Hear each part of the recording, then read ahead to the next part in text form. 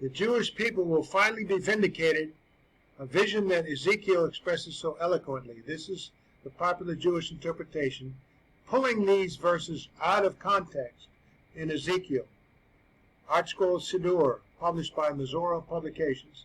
Ezekiel 34, 27 to 30. I don't have a problem with the translation, but they're taking it out of context. Ezekiel has a number of chapters before chapter 34, and then thereafter about the new covenant. And the tree of the field will give forth its fruit, and the land will give forth its produce, and they will know that I am the Lord when I break the bars of their yoke and rescue them from those who enslave them.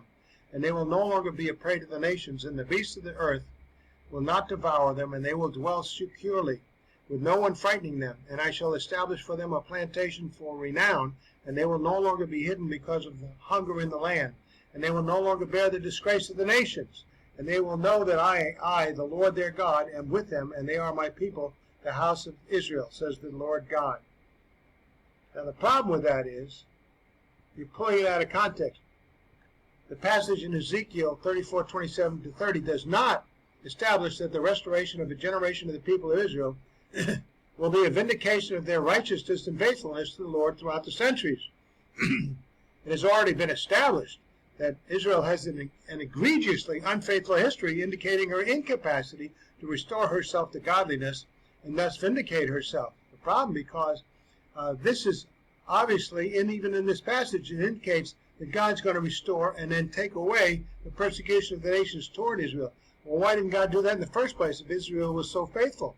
The passages that do not address the new covenant more thoroughly indicate that it is the Lord alone who will unilaterally bring about Israel's restoration, unilaterally through a substitutionary atonement by the servant in view in Isaiah chapters 52 to 53, who was both God and man. You can't ignore that and jump over to here and say, let's take what we see in Ezekiel, apart from how did they get to that point where the Lord unilaterally restores them.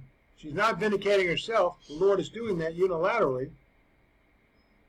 When we look at this, Israel has had such an egregious history of abandoning the faith and following other gods, then there is no chance that the people of Israel, or any people, will ever be rewarded for their faithfulness under their own auspices. Salvation cannot be a reward. It must be a gift by grace through faith alone, as Abraham learned it. I'm not going forward to the church. I'm going backward to Abraham. Learned it would be through his seed, a descendant who would make provision for his righteousness through a substitutionary atonement sacrifice. And this was pictured for Abraham by his son Isaac upon the altar when a ram appeared on the scene. This is why the people of Israel and all mankind need the grace of God in order to fulfill the new covenant, which God unilaterally made and will unilaterally fulfill for Israel, for them, without any help from Israel or mankind. Now, although it is true that Israel did intercede in prayer for her enemies, it is not in view in Isaiah 53:12, because the servant in view in this verse and other in the entire passage, comprising chapters 52 and 53, is not Israel. So we got that part. Now through a substitutionary atonement. So the passages that do address the new covenant more thoroughly indicate that it is the Lord alone who will unilaterally bring about Israel's restoration through a substitutionary atonement by the servant in view in Isaiah chapters 52 to 53. There it is, 52 and 53. Read them again and get an idea. Is this Israel restoring herself? The Lord's servant, his holy arm, will bring salvation to all mankind. This servant of God acts wisely, has been greatly exalted. Has Israel acted wisely? No, yet his appearance was inhumanly disfigured. Has Israel always been inhumanly disfigured throughout the centuries? Some will choose to believe in him for salvation, and he will cleanse their sins, implying his personal atonement for all of mankind so that they may make that choice. So the arm of the Lord has evidently been revealed to all mankind, Jews and Gentiles alike. Most will not choose to hear about him. This is a good review. So this Ezekiel passage just tries to override having looked carefully at the Isaiah passages. You can't take one passage in Ezekiel and say, look, Israel's been restored. All that persecution that the Gentiles had towards her, yes, there was some, and some of it was deserved. But Israel was not faithful and suffered through it faithfully. Israel got disciplined. You know, that's not faithfulness. That's discipline for wrongdoing. And Who was the suffering servant? Isaiah 9, 6-7.